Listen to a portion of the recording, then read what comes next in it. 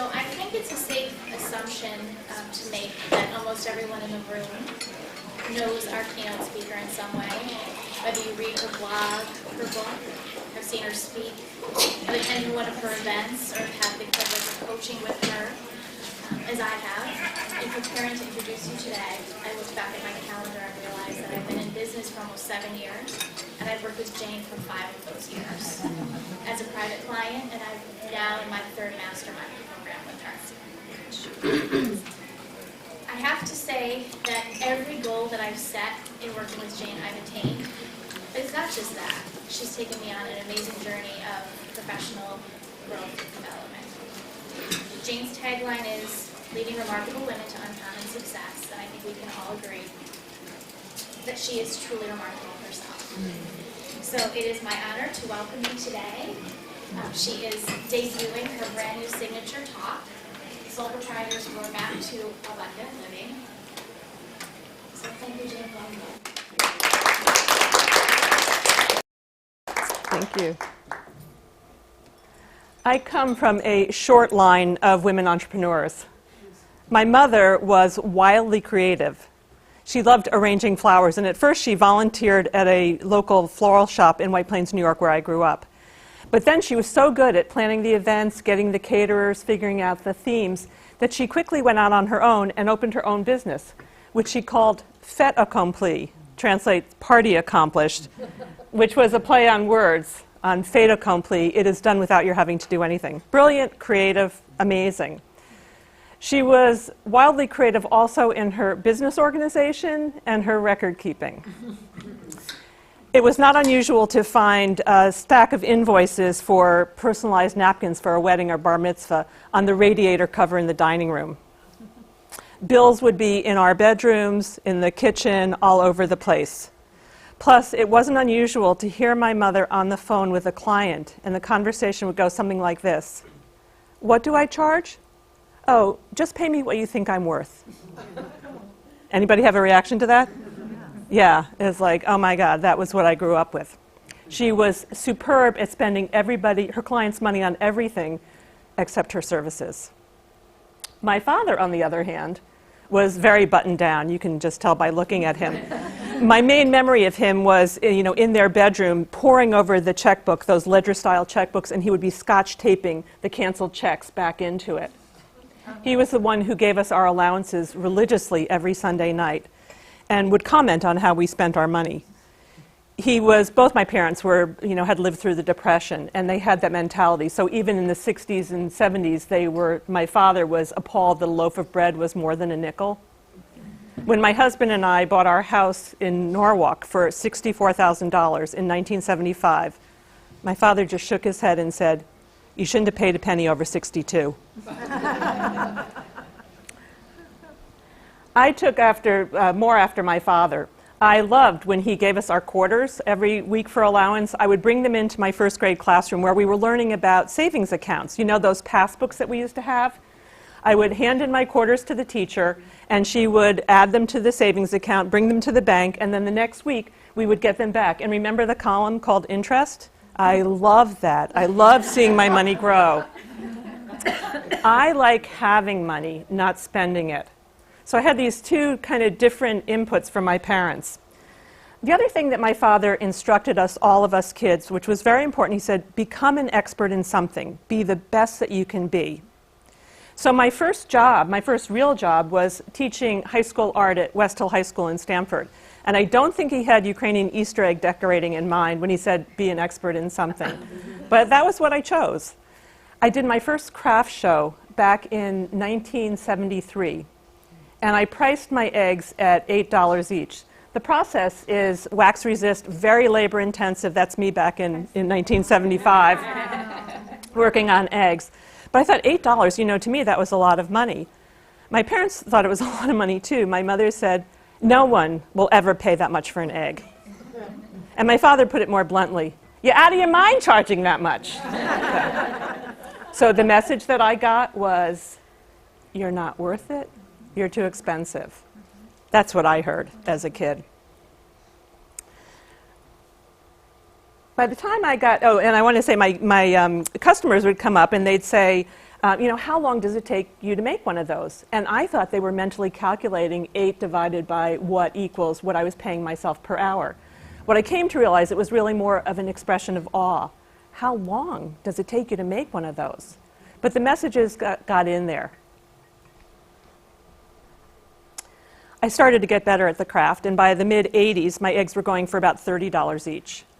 And a woman came up to me. She was an interior designer in town, very well known, very well publicized, and she wanted to buy one of my eggs for each of the editors at the shelter magazines where her work was appearing. So House Beautiful, Better Homes and Gardens, Architectural Digest. So I packaged them now. I had graduated from Stu Leonard's egg cartons to putting my eggs into white glossy gift boxes. And I wrap up the 12 eggs for her, charge her the $360 plus tax. And she leans into me and she said, "You know, Jane, your eggs should be $300 each." And you know what my reaction was? I wanted to vomit. Because I didn't think I was worth that. It was like a punch to my stomach, like, me, $300? But the other part of my brain thought, maybe I am worth $300, and how would I ever charge that much? I didn't know how I would do that. So I had this visceral reaction to it. By the time I ended my career in the early 2000s, my egg decorating career, my eggs were going for $480 each. I had learned a lot in that amount of time.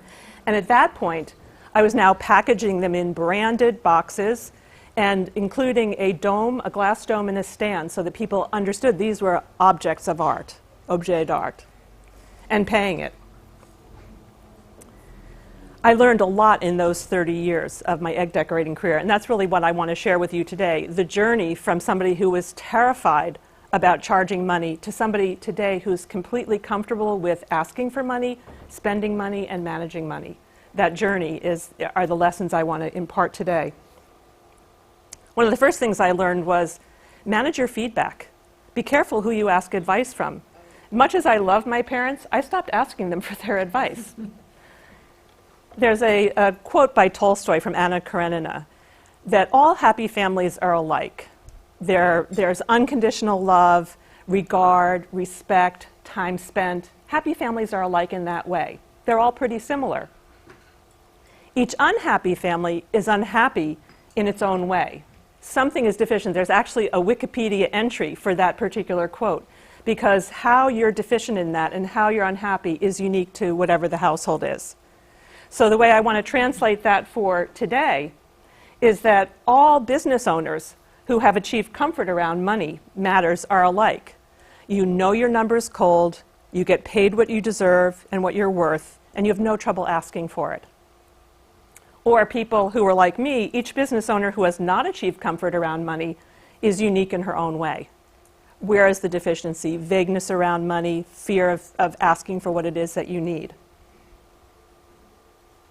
So why me?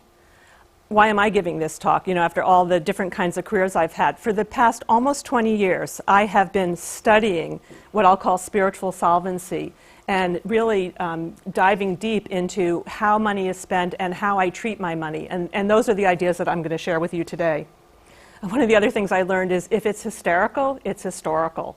So all that you're not worthy is from my past. I don't feel that way today.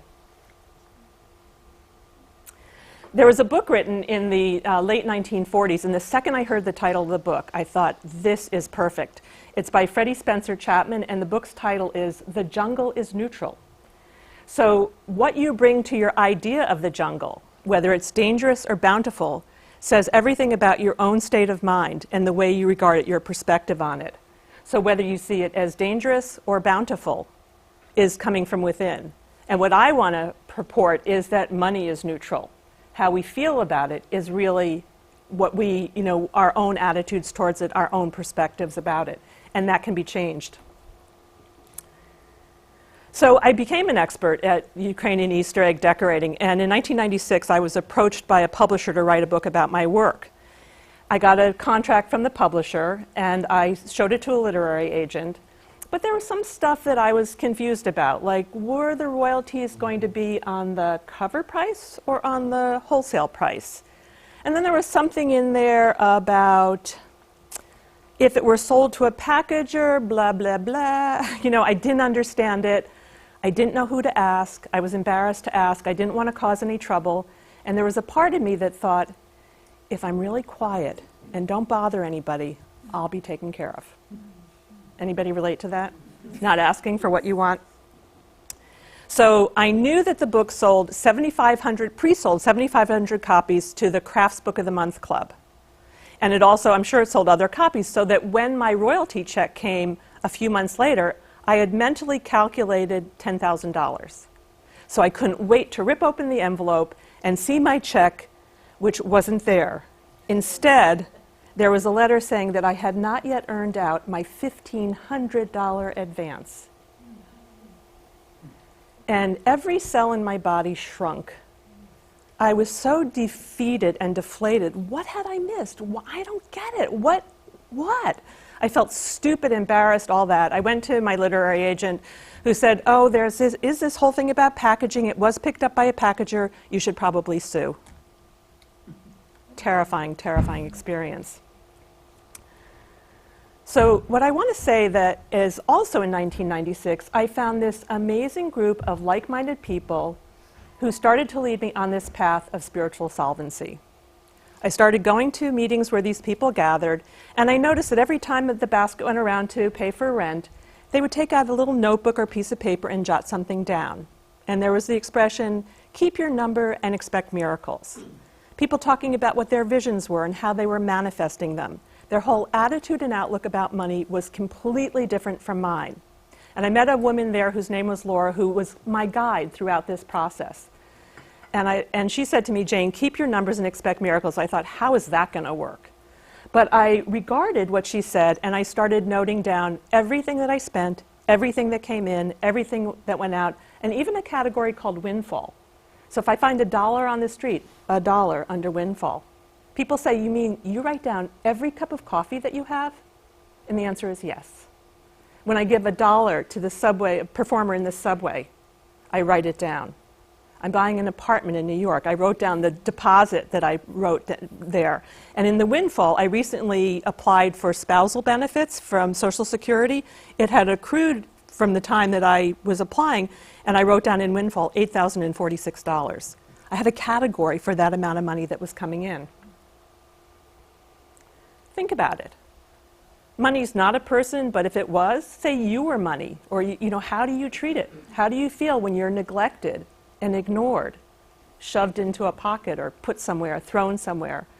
And how do you feel when everything you do is paid attention to? You're cared for, you're noted, you collect interest.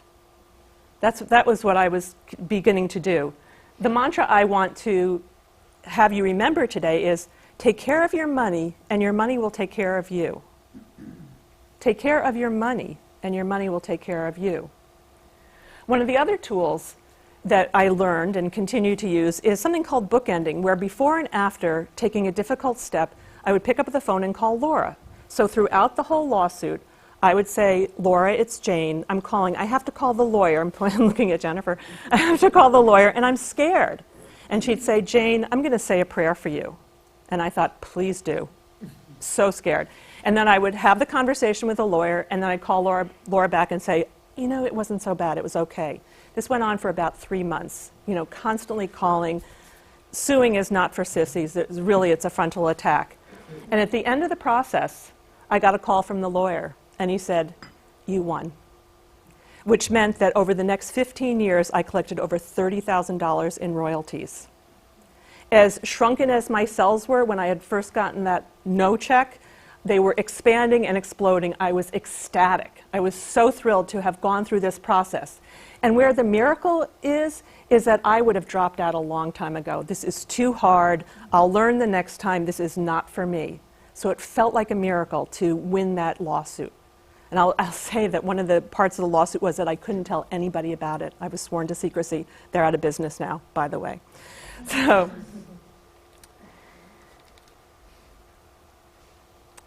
a lot of people say, how long does it take to do this? It sounds really labor intensive. I spend about a minute a day writing down what I've spent or what came in. maybe a half an hour at the end of each week. I tally every week and put into categories. And at the end of the month, it probably is another 45 minutes to take a look at all of that. When I think about that investment of time, I think of how much time I spent worrying and agonizing over my fears around money and what was the return on investment there. So I decided that I wanted to, I'm a published author, I'm, becoming successful at turning your passion into a business, and I wanted to go on the road and speak about it. So I joined the National Speakers Association in 1997, and there I met a woman who had, at the time, audio cassettes were huge. This is before podcasts and MP3s. This was really the way to get your message out. So she told me that there was a woman who had a very successful audio tape, and she said she was working with someone in Boston named Sue. So I drove up to Boston feeling really cocky. I'm going to develop my product. And I get to meet with Sue. I meet in her living room, and she says, "Jane, this is incredible. But a cassette is like this small object on the coffee table of the living room of the mansion of your intellectual property. You don't want just a cassette, Jane. You want an album." And I thought, she really gets me. And I thought, great, how much is that? Because I learned how to ask for, how much things are. And she said $10,000. And I thought, great. And I drove home and I called Laura. And she said, "Do you have $10,000 to spend on this?" Now remember, I like having money, not spending it. So I said, well, I have some of it, but that thing OPM, other people's money? I thought I would just do that. And she said, one of our principles is that we live within our means, knowing that our means don't define us. And what that meant was that I didn't have $10,000 to spend on product development at that point in my career. It didn't have anything to do with my value or my worth. I simply chose not to develop my product in that way. So I thought I'll work with Sue per diem. Let's see what happens. So I went up to Boston 3 times. I think I paid about $800, and I'm hoping that maybe I'll have a cassette after this amount of time. But in fact, all I got was a few pages of a chapter. Again, vagueness, didn't have a written contract, didn't know what I was getting. And what I did was I shared those pages with colleagues to say, how does this sound? This is my new project that I'm working on. And the feedback that I got was, what I love about your writing, Jane, is that it's like a conversation with you. This sounds very academic. It sounds like a textbook. So I pulled the plug on the relationship with Sue. Just $800 invested, and that was all right. And I didn't really think about it again. No mansion. A few years, I guess not even a year or two later, I met somebody who helped people write proposals for books. She was $2,500, and I wrote Sole Proprietor, pitched it to a publisher, got a $7,500 advance, and sold nearly 10,000 copies of that. A few years later, I had become a mentor in the National Speakers Association. And I gathered with a group of emerging speakers, and I asked them all to turn in their marketing materials to me. And this one woman had an amazing bookmark. It had all of her talks and the descriptions of them. And I said, this is fabulous. And instead of being complimented, like saying, yeah, thank you, she said, oh, I'm glad you think so. Because I was supposed to write a book with somebody. I hired her, paid $10,000, and this is all I have to show for it. And it was Sue. She sued Sue. So, the more I spent, these are my spreadsheets, and I spend a lot of time doing this. What I started noticing was that the more I spent time focusing on my money, the more I spent time taking care of myself. Interesting how that worked. In 2009, my husband of 37 years came to me and said that a woman in Maine had become very important to him. And within a year, we were divorced. Because I'd been keeping my numbers for many, many years, I knew exactly how much I needed to live, what my expenses were, and I asked for a substantial alimony and got it as a result of that clarity that I had around money. One of the things I've always loved doing is going to New York for seeing Broadway shows. And during this time of my separation, I went into the city and was seeing a show with a really good friend who incidentally had moved from Wilton, Connecticut into New York. And during intermission, I was telling her about my changing marital status, and she said, "What's keeping you in Connecticut?" I thought, what an interesting question. My kids are grown, my marriage is over, my work is virtual. And a year later, I moved to the Upper West Side, where I've been since 2012. So happy. I absolutely love New York. It was a vision I'd had, but I needed that spark to make it happen. When I moved to New York, and notice what happens, you know, this, when you start taking actions, how the sequence of events. I met a woman who said that she was about to embark on a life-changing journey. She was going on a semester at sea. And I thought, that has a really nice ring to it. She left in January of 2013, and in January of 2014, I went around the world, visiting 11 countries in 3 months. Again, all because of the clarity and the, you know, having my visions come true. So after mourning my relationship for about a year, I knew that I wanted to be in another relationship, and I was really good at creating spreadsheets. So what I did was I thought about all my friends who were in relationships with great men, because I didn't want to say men suck. I knew they were good. But I thought, you know, what are the characteristics? So I went through those people and said, you know, wisdom, sense of humor, is interested in me, you know, as his partner as he is in himself. And I came up with 39 characteristics for what I was looking for. And I basically wrote a letter to God and said, here's what I want.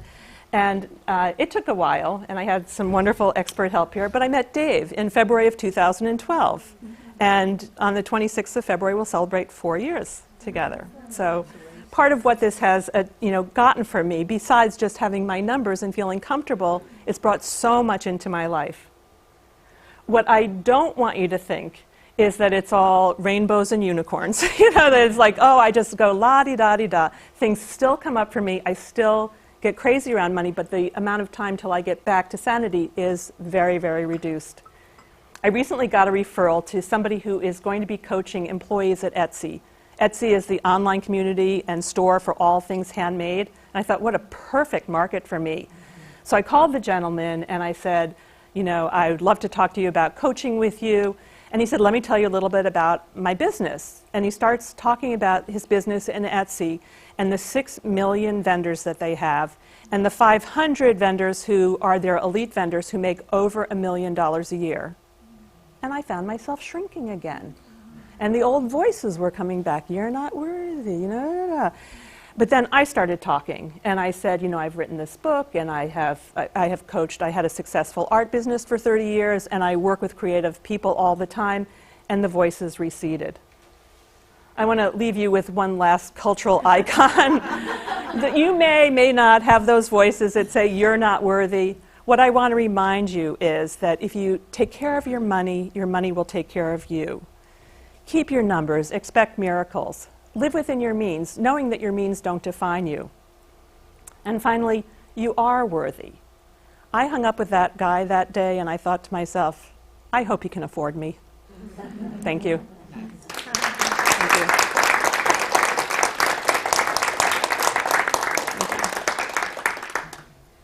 Jane is available if anybody has Oh, any yeah.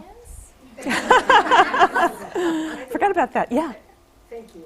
But how long did it take you to make one of those eggs?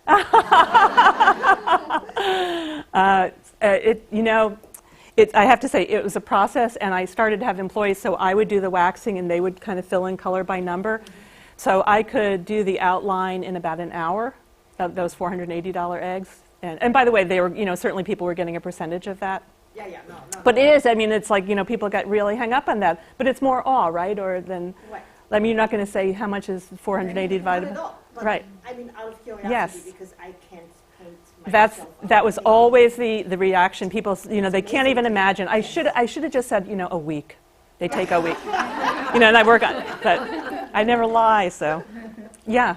As a maker, what made you know that it was the right time to stop? So glad you asked that question. So there were I was getting signs from the universe. I really believe in, you know, getting signals. And the finishes on my eggs were crackling, and I didn't feel like calling the epoxy people to find out why.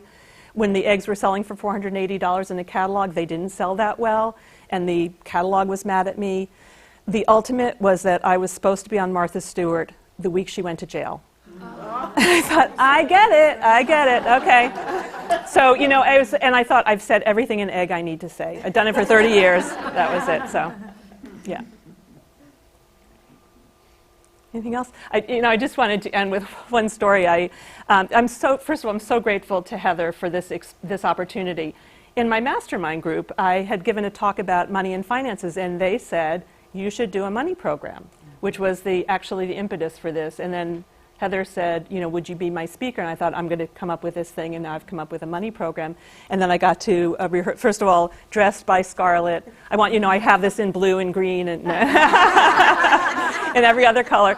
And then Sandy, who's my goal buddy partner, invited me to do a dress rehearsal at her Toastmasters group the other night. And Debbie Fay has been my speech coach. So I'm so excited. If you're not working with me, I'm working with you.